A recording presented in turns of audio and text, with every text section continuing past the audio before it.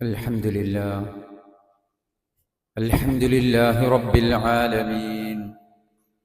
نحمده ونستعينه ونؤمن به ونتوكل عليه، ونعوذ بالله من شرور أنفسنا ومن سيئات أعمالنا. من يهده الله فلا مضل له، ومن يضلل فلا هادي له. وأشهد أن لا إله إلا الله وحده لا شريك له، وأشهد أن محمدًا عبده ورسوله، أرسله بالهدى ودين الحق ليظهره على الدين كله ولو كره المشركون. اللهم صل على محمد وعلى آل محمد كما صليت على إبراهيم وعلى آل إبراهيم إنك حميد مجيد. اللهم بارك على محمد وعلى آل محمد كما باركت على إبراهيم وعلى آل إبراهيم إنك حميد مجيد. أما بعد، فإن خير الكلام كلام الله، وخير السنن سنن محمد صلى الله عليه وسلم، وشر الأمور محدثاتها، وكل محدثة بدعة، وكل بدعة ضلالة، وكل ضلالة في النار. أعوذ بالله السميع العليم من الشيطان الرجيم. يا أيها الذين آمنوا اتقوا الله حق تقاته ولا تموتن إلا وأنتم مسلمون. يا أيها الذين آمنوا اتقوا الله وقولوا قولا سديدا يصلح لكم أعمالكم ويغفر لكم ذنوبكم، ومن يطع الله ورسوله فقد فاز فوزا عظيما. بسم الله الرحمن الرحيم. إنما يعمر مساجد الله من آمن بالله واليوم الآخر وأقام الصلاة وآتى الزكاة ولم يخش إلا الله، فعسى أولئك أن يكونوا من المهتدين. ഏറെ സ്നേഹം നിറഞ്ഞ സത്യവിശ്വാസികളെ, വിശ്വാസിനികളെ, റഹ്മാനും റഹീമുമായ അല്ലാഹു സുബ്ഹാനഹു വ തആലയുടെ വിധിവിലക്കുകൾ, നിയമനിർദ്ദേശങ്ങൾ ജീവിതത്തിന്റെ രഹസ്യവും പരസ്യവുമായ മുഴുവൻ മേഖലകളിലും കാത്തു സൂക്ഷിച്ച് നമ്മുടെ ജീവിതത്തിന്റെ ഓരോ സന്ദർഭങ്ങളും അല്ലാഹു സുബ്ഹാനഹു വ തആല അതിസൂക്ഷ്മമായി വീക്ഷിക്കുന്നുണ്ട് എന്ന ബോധ്യത്തോടുകൂടെ തഖ്വയിൽ അധിഷ്ഠിതമായ ജീവിതം നയിക്കണേ എന്ന് ആമുഖമായി എന്നെയും നിങ്ങളെ ഓരോരുത്തരെയും ഉപദേശിക്കുകയാണ്, വസിയ്യത്ത് ചെയ്യുകയാണ്. അല്ലാഹു സുബ്ഹാനഹു വ തആല തഖ്വയോടുകൂടെ ജീവിക്കുന്ന അവന്റെ മുത്തഖീങ്ങളായ സാലിഹീങ്ങളായ അടിമകളുടെ കൂട്ടത്തിൽ നമ്മെ എല്ലാവരെയും അവൻ ഉൾപ്പെടുത്തി അനുഗ്രഹിക്കുമാറാവട്ടെ. പാരത്രിക ലോകത്ത് തഖ്വയുള്ള ആളുകൾക്ക് വേണ്ടി മാത്രം അവൻ തയ്യാർ ചെയ്തു വെച്ച സ്വർഗത്തിൽ കുടുംബസമേതം പ്രവേശിക്കാൻ റഹ്മാനായ റബ്ബ് നമുക്കൊക്കെ തൗഫീഖ് നൽകി അനുഗ്രഹിക്കുമാറാവട്ടെ. സഹോദരങ്ങളെ, നാമുമായി ബന്ധപ്പെട്ട ഒരുപാട് കാര്യങ്ങൾ ഈ ലോക ജീവിതത്തിൽ നമുക്കുണ്ട്. വ്യക്തികളും വസ്തുക്കളും സ്ഥലങ്ങളും അങ്ങനെ എല്ലാമായി നാമുമായി അല്പം ബന്ധമുള്ളതുണ്ട്, കുറച്ചധികം ബന്ധമുള്ളതുണ്ട്, ഒഴിച്ചുകൂടാൻ പറ്റാത്ത ബന്ധങ്ങളുള്ള ഇടങ്ങളും വസ്തുക്കളും വ്യക്തികളുമൊക്കെ ഉണ്ട്. ഒരു വിശ്വാസിയെ സംബന്ധിച്ചിടത്തോളം അവന് ഒഴിച്ചുകൂടാൻ പറ്റാത്ത നിരന്തരം അവൻ ബന്ധം സ്ഥാപിക്കേണ്ട ഒരിടമാണ് അള്ളാഹുവിൻ്റെ മസ്ജിദുകൾ, അള്ളാഹുവിൻ്റെ പള്ളികൾ എന്നുള്ളത്. പള്ളികൾ നമുക്കറിയാം, കേവല ആരാധനയ്ക്കു വേണ്ടി മാത്രം നിർമ്മിക്കപ്പെട്ടതല്ല. ഒരു സാംസ്കാരിക കേന്ദ്രമായിട്ടാണ് പ്രവാചകൻ സല്ലല്ലാഹു അലൈഹി വസല്ലമയുടെ കാലഘട്ടം മുതൽ തന്നെ പള്ളികൾ നിർമ്മിതമായിട്ടുള്ളത്. ഇസ്ലാമിക സമൂഹത്തിൽ പള്ളികൾക്ക് വലിയ മഹത്വവും പ്രാധാന്യവും ശ്രേഷ്ഠതയും ഒക്കെ നൽകിയതായിട്ട് ചരിത്രത്തിൽ നമുക്ക് കാണാൻ കഴിയും. നമസ്കാരം നിർവഹിക്കുവാനും അള്ളാഹുവിനെ സ്മരിക്കുവാനും ഓർക്കുവാനും മറ്റു ആരാധനാ കർമ്മങ്ങൾ നിർവഹിക്കുവാനും പള്ളികൾ നമ്മൾ ഉപയോഗപ്പെടുത്തുന്നത് പോലെ തന്നെ മുസ്ലിം സമൂഹത്തിന്റെ പൊതുവായ കാര്യങ്ങൾക്കും പള്ളി കേന്ദ്രമായി പ്രവർത്തനങ്ങൾ പ്രവാചകൻ സല്ലല്ലാഹു അലൈഹി വസല്ലമയുടെ കാര്യത്തുണ്ടായിരുന്നു. നബി സല്ലല്ലാഹു അലൈഹി വസല്ലമയുടെ പള്ളി അതൊരു വൈജ്ഞാനിക കേന്ദ്രമായിരുന്നു. ആളുകൾക്ക് വിജ്ഞാനം നുകരാനുള്ള ഒരു ഇടമായിരുന്നു. ആരാധനകൾക്കെന്ന പോലെ, ഖുർആൻ പാരായണത്തിനെന്ന പോലെ, അള്ളാഹുവിനെ സ്മരിക്കാൻ എന്ന പോലെ തന്നെ ഒരു വൈജ്ഞാനിക കേന്ദ്രമായി പള്ളികൾ ഉപയോഗപ്പെടുത്തിയിരുന്നു റസൂലുള്ളാഹി സ്വല്ലല്ലാഹു അലൈഹി വസല്ലമയുടെ കാലഘട്ടത്തിൽ. അതേ രൂപത്തിൽ തന്നെ സമൂഹത്തിൽ വ്യത്യസ്തമായ പ്രശ്നങ്ങൾ അനുഭവിക്കുന്ന ആളുകൾക്കുള്ള പ്രശ്ന പരിഹാര കേന്ദ്രമായി റസൂലുള്ളാഹി സ്വല്ലല്ലാഹു അലൈഹി വസല്ലമയുടെ പള്ളികൾ ഉപയോഗപ്പെടുത്തിയിരുന്നു. അതേ രൂപത്തിൽ തന്നെ ദാരിദ്ര്യ നിർമാർജനത്തിന് വേണ്ടി സ്വതക്കയും സകാത്തും സമാഹരിക്കുകയും ദാരിദ്ര്യം അനുഭവിക്കുന്ന, പ്രയാസപ്പെടുന്ന, സാമ്പത്തികമായി പ്രയാസങ്ങൾ അനുഭവിക്കുന്ന ആളുകൾക്ക് അത് വിതരണം ചെയ്യാനുള്ള കേന്ദ്രമായിട്ടും ദാരിദ്ര്യ നിർമാർജന കേന്ദ്രമായിട്ടും അള്ളാഹുവിന്റെ റസൂൽ സല്ലല്ലാഹു അലൈഹി വസല്ലമ അവിടുത്തെ പള്ളിയെ ഉപയോഗപ്പെടുത്തിയിരുന്നു എന്ന് നമുക്ക് അവിടുത്തെ ചരിത്രത്തിൽ നമുക്ക് മനസ്സിലാക്കാൻ കഴിയും. നമ്മുടെ നാട്ടിലൊക്കെ ഒരു സംസാരമുണ്ട്, അതിനി പള്ളി പോയി പറഞ്ഞാൽ മതി എന്നത്.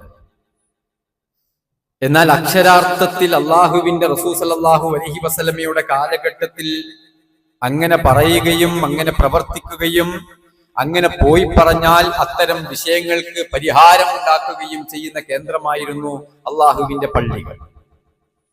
നമ്മുടെ പള്ളിയും നമ്മുടെ നാട്ടിലെ പള്ളികളും നമ്മൾ പോകുന്ന പള്ളികളുമൊക്കെ ഈ രൂപത്തിലുള്ള പള്ളികളായിത്തീരണം എന്നുള്ളതാണ് അള്ളാഹുവിന്റെ റസൂൽ സല്ലല്ലാഹു അലൈഹി വസല്ലമയുടെ ചര്യയിലൂടെ നമുക്ക് മനസ്സിലാക്കാൻ സാധിക്കുന്നത്.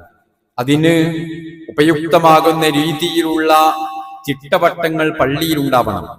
ഒരു പള്ളിയിലെ ഇമാം ഇത്തരം വിഷയങ്ങളിലൊക്കെ ഇടപെടാൻ അനുയോജ്യനായ ആളായിരിക്കണം. അതിന്റെ കമ്മിറ്റി ഭാരവാഹികൾ, മഹല്ല് ഭാരവാഹികൾ അതിന് യോജിച്ച ക്വാളിറ്റിയുള്ള ആളുകളായിരിക്കണം. എന്താണ്, ഒരു പള്ളി കമ്മിറ്റിയിലേക്ക് എല്ലാവർക്കും വരാൻ പറ്റുമോ? ഒരു പള്ളിയുമായി ബന്ധപ്പെട്ട കൈകാര്യകർത്തൃത്വം, അതിന്റെ ഉത്തരവാദിത്വം, അതിലെല്ലാവരും എത്താൻ പറ്റുമോ? അതിനൊക്കെ ചില നിബന്ധനകളുണ്ട്. ഇൻഷാ അല്ലാഹ് നമുക്ക് സൂചിപ്പിക്കാം. അല്ലാഹു സുബ്ഹാനഹു വ തആല വളരെ കൃത്യമായി വിശുദ്ധ ഖുർആനിലൂടെ അത് നമുക്ക് പഠിപ്പിച്ചു തരുന്നുണ്ട്. എന്തായാലും പള്ളിയെ സംബന്ധിച്ചിടത്തോളം പള്ളികൾക്ക് അതുല്യമായ സ്ഥാനമാണ്, ശ്രേഷ്ഠതയാണ്, മഹത്വമാണ് ഇസ്ലാം നൽകിയിരിക്കുന്നത് എന്ന് നമുക്ക് കാണാൻ കഴിയും. റസൂലുള്ളാഹി സ്വല്ലല്ലാഹു അലൈഹി വസല്ലമ ഇമാം മുസ്ലിം റിപ്പോർട്ട് ചെയ്യുന്ന ഒരു ഹദീസിൽ പറയുന്നത് കാണാം, അഹബ്ബുൽ ബിലാദി ഇലല്ലാഹി മസാജിദുഹ. ഈ ദുനിയാവിൽ അള്ളാഹുവിന് ഏറ്റവും ഇഷ്ടമുള്ള ഇടം, അള്ളാഹുവിന് ഏറ്റവും ഇഷ്ടമുള്ള സ്ഥലം അത് മസാജിദുഹ, ഈ ഭൂമിയിലെ, ഈ ദുനിയാവിലെ പള്ളികളാണ് എന്ന് റസൂലുള്ളാഹി സ്വല്ലല്ലാഹു അലൈഹി വസല്ലം നമുക്ക് പഠിപ്പിച്ചു തരുന്നുണ്ട്.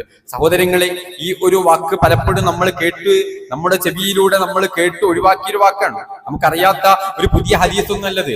പക്ഷേ ഞാനും നിങ്ങളും ഞാനും നിങ്ങളും നമ്മുടെ ഹൃദയത്തിലേക്ക് ഇത് സന്നിവേശിപ്പിച്ചുകൊണ്ട് ഇന്നത്തെ ദിവസം പോലും അള്ളാഹുവിന്റെ ഈ ഭവനത്തിലേക്ക് വുദൂ ചെയ്ത് നമ്മൾ അള്ളാഹുവിന്റെ ഈ ഭവനത്തിലേക്ക് പ്രവേശിക്കുമ്പോൾ നമ്മുടെ ഹൃദയത്തിലുണ്ടോ ഇത് അള്ളാഹുവിന്റെ ഏറ്റവും ഈ ദുനിയാവിലെ റബ്ബിന് ഏറ്റവും ഇഷ്ടമുള്ള ഒരു ഇടത്തിലേക്കാണ് ഞാൻ പ്രവേശിക്കുന്നത് എന്ന ബോധത്തോടെ, നീയത്തോടെ, ആ ഒരു പ്രതീക്ഷയോടെ അള്ളാഹുവിന്റെ ആ ഒരു മഹനീയമായ സ്ഥലത്തിലേക്കാണ് ഞാൻ പ്രവേശിക്കുന്നത് എന്ന ചിന്തയോടെയാണോ നമ്മൾ കയറിയിട്ടുള്ളത്? അല്ല, ഇക്കാലമത്രയും നമ്മുടെ ജീവിതത്തിൽ എന്നെങ്കിലും ഒരിക്കൽ അങ്ങനെ അള്ളാഹുവിന്റെ ഒരു പള്ളിയിലേക്ക് ഈ ഒരു ബോധത്തോടെ, ഈ ഒരു പ്രതീക്ഷയോടെ നമുക്ക് കയറാൻ സാധിച്ചിട്ടുണ്ടോ? പരിശോധിക്കണം നമ്മൾ. അങ്ങനെയാണെങ്കിൽ അതൊരു വല്ലാത്ത ഉത്സാഹവും ഉന്മേഷവും, ആധുനിക രീതിയിൽ പറഞ്ഞാൽ അത് പുതിയ കുട്ടികളുടെ ആ ഒരു ഭാഷയിൽ പറഞ്ഞാൽ അതൊരു പ്രത്യേക വൈബുള്ള ഒരു ഇടമായി മാറും. അള്ളാഹുവിന്റെ ഭവനങ്ങൾ അതൊരു പ്രത്യേക വൈബുള്ള ഒരു ഇടമായി മാറും. കാരണം അള്ളാഹുവിന് ഏറ്റവും ഇഷ്ടമുള്ള സ്ഥലം അത് അള്ളാഹുവിന്റെ പള്ളികളാണെന്ന് റസൂലുള്ളാഹി സ്വല്ലല്ലാഹു അലൈഹി വസല്ലം നമുക്ക് പഠിപ്പിച്ചു തരുന്നു. ആ രൂപത്തിൽ പള്ളികളെ നോക്കിക്കാണാൻ നമുക്ക് സാധിക്കേണ്ടതുണ്ട്. പള്ളികൾക്ക് അറബിയിൽ പറയുന്ന പേര് മസ്ജിദ് എന്നാണ്. സുജൂദ് ചെയ്യുന്ന ഇടം, അതാണ് മസ്ജിദ്. അള്ളാഹുവിന്റെ മുമ്പിൽ സാഷ്ടാംഗം നമിക്കുന്ന, നമ്മുടെ നെറ്റിത്തടം ഭൂമിയിലേക്ക് പതിപ്പിക്കാൻ ഒരുപാട് തവണ പതിപ്പിക്കുന്ന ഇടമാണ് മസ്ജിദ്. അതുകൊണ്ടാണ് അതിന് മസ്ജിദ് എന്ന് പേര് വന്നത് എന്ന് നമുക്ക് മനസ്സിലാക്കാൻ കഴിയും. നമുക്ക് ഈ ദുനിയാവിൽ ഭവനമുണ്ട്. ദുനിയാവിൽ നമ്മൾ വീട്ടിലാണ് ജീവിക്കുന്നത്. എന്നാൽ ഒരു വിശ്വാസിയെ സംബന്ധിച്ചിടത്തോളം ഈ ദുനിയാവിലെന്നും ശാശ്വതനല്ല എന്നും മരണാനന്തരം ഒരു നശ്വരമായ, ഒരിക്കലും നശിക്കാത്ത ഒരു ലോകത്തേക്ക് കാലെടുത്തു വെക്കുകയാണെന്നും ബോധ്യമുള്ള ഒരു വിശ്വാസിയെ സംബന്ധിച്ചിടത്തോളം അവന്റെ മനസ്സിലെ എപ്പോഴുമുള്ള ചിന്ത, പാരത്രിക ലോകത്ത് എന്തായിരിക്കും എന്റെ അവസ്ഥ? പാരത്രിക ലോകത്ത് എനിക്ക് സ്വർഗത്തിൽ പ്രവേശിക്കാൻ സാധിക്കുമോ?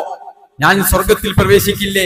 അതിനുവേണ്ടി ഞാൻ എന്തൊക്കെ ചെയ്യണം എന്നുള്ളതായിരിക്കും. നോക്കൂ, റസൂലുള്ളാഹി സ്വല്ലല്ലാഹു അലൈഹി വസല്ലമ അത്തരം ചിന്തകൾ ഉള്ളിൽ കൊണ്ടു നടക്കുന്ന യഥാർത്ഥ വിശ്വാസികൾ, മുത്തഖീങ്ങൾ, സ്വാലിഹീങ്ങൾ, അവരുടെ മനസ്സിന് കുളിര് പകരുന്ന, ആനന്ദം പകരുന്ന ഒരു വർത്തമാനം അള്ളാഹുവിന്റെ റസൂൽ സ്വല്ലല്ലാഹു അലൈഹി വസല്ലം പറഞ്ഞു വെച്ചിട്ടുണ്ട് പള്ളിയുമായി ബന്ധപ്പെട്ടിട്ട്. നബി സല്ലല്ലാഹു അലൈഹി വസല്ലമ പറഞ്ഞു, മഹാനായ ഉസ്മാൻ ഇബ്നു അഫ്ഫാൻ റളിയല്ലാഹു അൻഹുവിൽ നിന്ന് റിപ്പോർട്ട് ചെയ്യുന്ന ഹദീസ്, അദ്ദേഹം പറഞ്ഞു, സമിഅ്തു റസൂലല്ലാഹി സ്വല്ലല്ലാഹു അലൈഹി വസല്ലം യഖൂൽ, അല്ലാഹുവിന്റെ തിരുദൂതർ സ്വല്ലല്ലാഹു അലൈഹി വസല്ലം പറയുന്നതായിട്ട് ഞാൻ കേട്ടിട്ടുണ്ട്, മൻ ബനാ മസ്ജിദൻ ലില്ലാ, അല്ലാഹുവിന്റെ പ്രീതി പ്രതീക്ഷിച്ചുകൊണ്ട് ആരെങ്കിലും ഒരു പള്ളി പണിതാൽ, ഇങ്ങനെ അള്ളാഹുവിന്റെ പൊങ്ങച്ചത്തിന് വേണ്ടിയിട്ടല്ല, അത് ഞാനാ പണിതെന്ന് പറയാൻ വേണ്ടിയിട്ടല്ല, അതിൽ കിബിർ നടിക്കാൻ വേണ്ടിയിട്ടല്ല, അതിന്റെ പ്രസിഡന്റ് ആവാനും സെക്രട്ടറി ആവാനുമല്ല, മറിച്ച് മൻ ബനാ മസ്ജിദൻ ലില്ലാ, അള്ളാഹുവിന്റെ പ്രീതിയും പ്രതിഫലവും മോഹിച്ചുകൊണ്ട് ആരെങ്കിലും ഒരു പള്ളി പണിതാൽ, ബനല്ലാഹു ലഹു ഫിൽ ജന്ന മിസ്ലഹു, അതേ രൂപത്തിലുള്ള ഒരു ഭവനം സ്വർഗത്തിൽ അവൻ പ്രവേശിക്കുമെന്നല്ല, സ്വർഗത്തിൽ അവനൊരു ഇടമുണ്ടെന്നല്ല, സ്വർഗത്തിൽ ഇതുപോലെ ഒരു ഭവനം അള്ളാഹു അവന് പണിതു കൊടുക്കുമെന്ന് റസൂലുള്ളാഹി സ്വല്ലല്ലാഹു അലൈഹി വസല്ലമ നമുക്ക് പഠിപ്പിച്ചു തരികയാണ്. നമ്മൾ ആലോചിക്കേണ്ടത് അതാണ്. ഇതുപോലൊരു ഇടം നമുക്ക് അവിടെ ലഭിക്കും, സ്വർഗത്തിൽ ലഭിക്കും. അതിനോളം മഹത്വമേറിയ ഒരു പ്രവർത്തനമാണ് പള്ളി നിർമ്മാണം എന്നുള്ളത്. പക്ഷേ പലപ്പോഴും ഒരു പള്ളി നിർമ്മിക്കാനൊക്കെ അതിനൊക്കെ എനിക്ക് സാധിക്കുമോ? അതിനു മാത്രം ധനാഢ്യനൊന്നല്ലല്ലോ ഞാൻ. എവിടുന്ന എന്റെ അടുത്ത് അതിനു മാത്രം കാശ്, അതിനു മാത്രം സമ്പത്ത് എനിക്കില്ല. ഇത് വല്ലാത്തൊരു സങ്കടമുള്ള വിഷയമാണല്ലോ. നോക്കൂ, റസൂലുള്ളാഹി സ്വല്ലല്ലാഹു അലൈഹി വസല്ലം മറ്റൊരു ഹദീസിൽ മഹാനായ ജാബിർ ബിൻ അബ്ദുല്ലാഹ് റളിയല്ലാഹു അൻഹു അദ്ദേഹത്തിൽ നിന്ന് റിപ്പോർട്ട് ചെയ്യുന്ന ഹദീസിൽ പറഞ്ഞു, അന്ന റസൂലുള്ളാഹി സ്വല്ലല്ലാഹു അലൈഹി വസല്ലം ഖാൽ, മൻ ബനാ മസ്ജിദൻ ലില്ലാ, ആരെങ്കിലും അല്ലാഹുവിന് വേണ്ടി ഒരു പള്ളി നിർമ്മിച്ചു,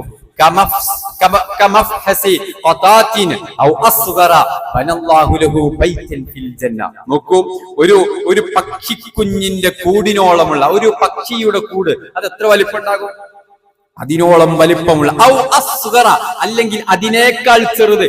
ഇവിടെ പള്ളിയുടെ വലിപ്പമല്ല, അതിന് ഏത് ജർമ്മൻ ടെക്നോളജിയുള്ള മാർബിളാണോ, ഇറ്റാലിയൻ ഏത് മാർബിളാണ്, ഏത് ടൈലാണ്, അതിന് എത്രത്തോളം മോടി പിടിപ്പിച്ചിട്ടുണ്ട്, അതൊന്നുമല്ല വിഷയം.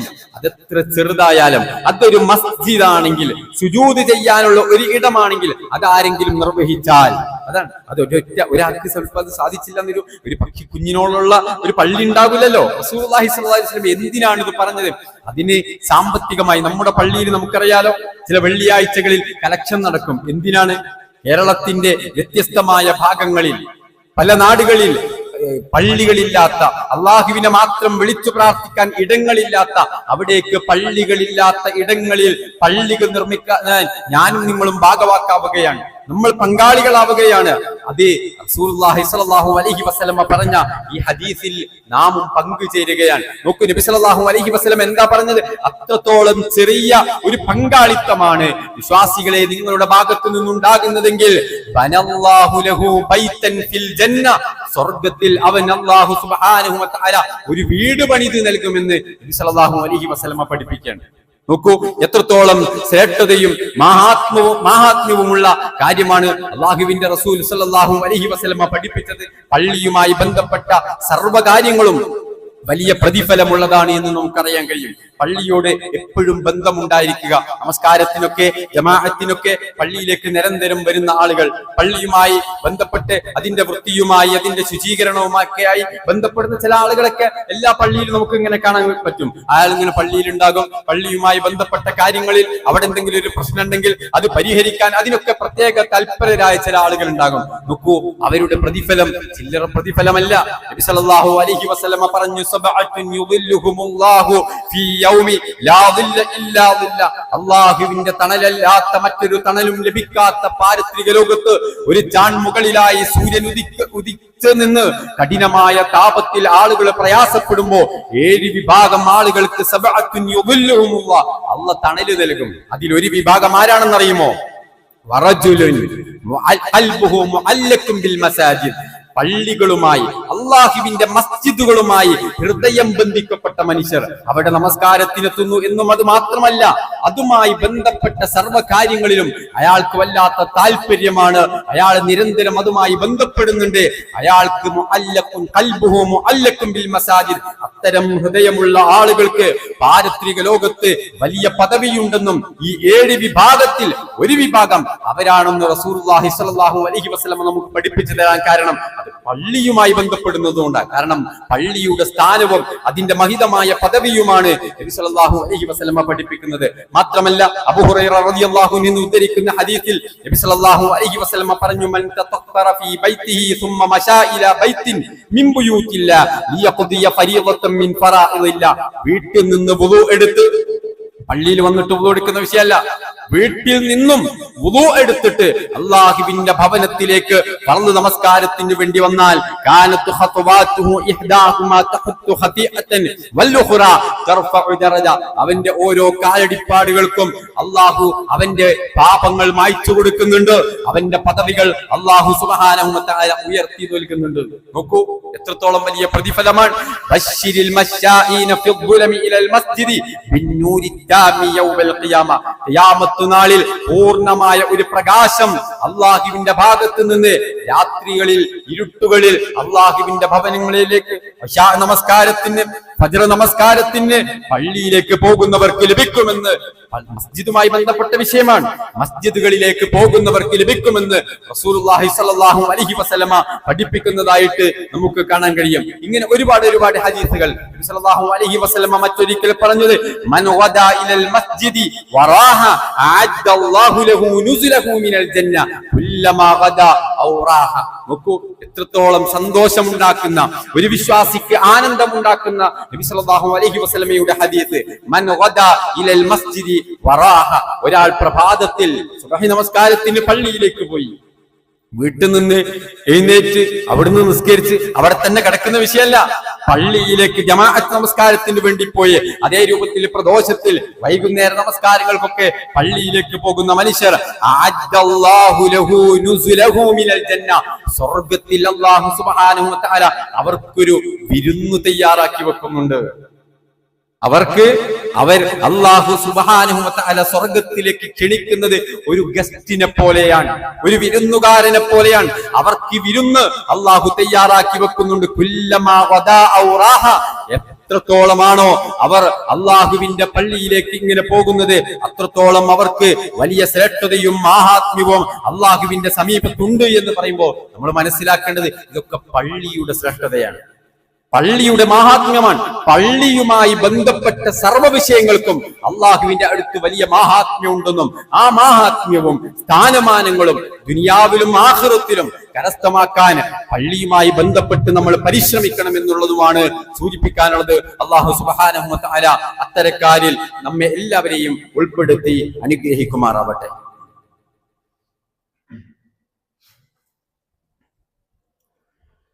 അൽഹംദുലില്ലാഹി റബ്ബിൽ ആലമീൻ, അസ്സലാത്തു വസ്സലാമു അലാ അഷ്റഫിൽ അംബിയാഇ വൽ മുർസലീൻ വഅലാ ആലിഹി വഅസ്ഹാബിഹി അജ്മഈൻ, അമ്മാ ബഅദ്. ഒരിക്കൽ കൂടി അള്ളാഹുവിനെ സൂക്ഷിച്ച് ജീവിക്കണമെന്ന് എല്ലാവരെയും ഓർമ്മപ്പെടുത്തുകയാണ്.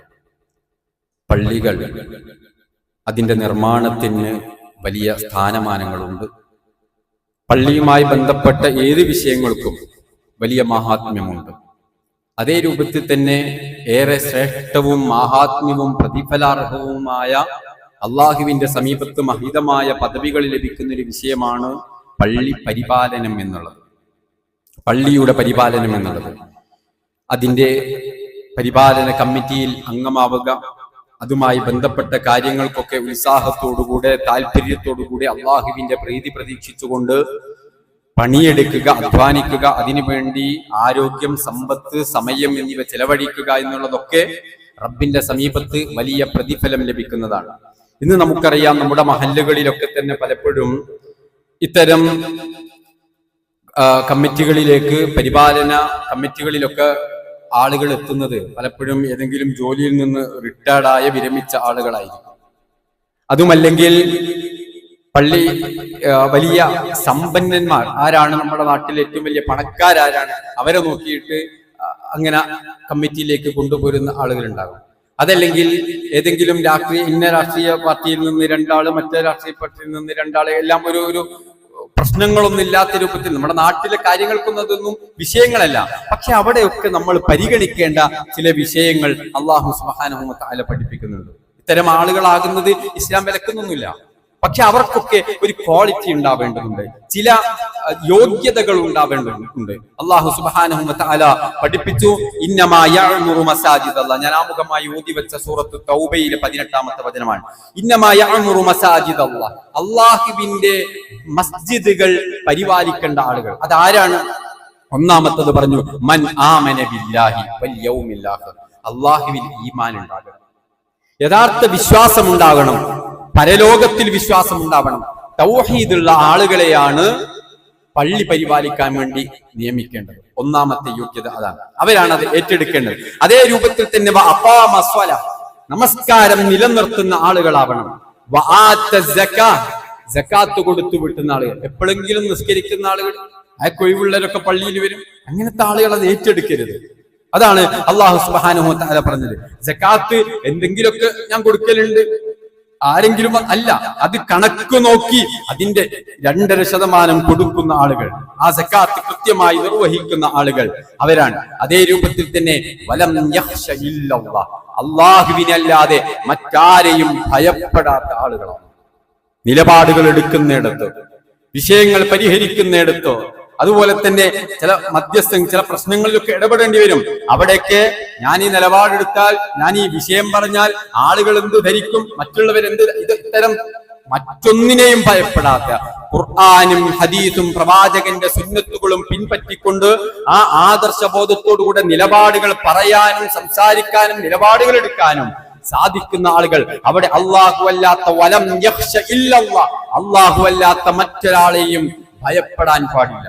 നല്ല അതാ പറഞ്ഞത്, നല്ല വിശ്വാസമുള്ള ആളുകൾ, അവർക്കാണ് പാരത്രികലോ, അവർക്കാണ് മസ്ജിദുകളുടെ ഉത്തരവാദിത്വമുള്ളത്. മസ്ജിദുകളുടെ പരിപാലനങ്ങൾ അത് അവരെയാണ് ഏൽപ്പിക്കേണ്ടത്, അവരാണത് ഏറ്റെടുക്കേണ്ടത്.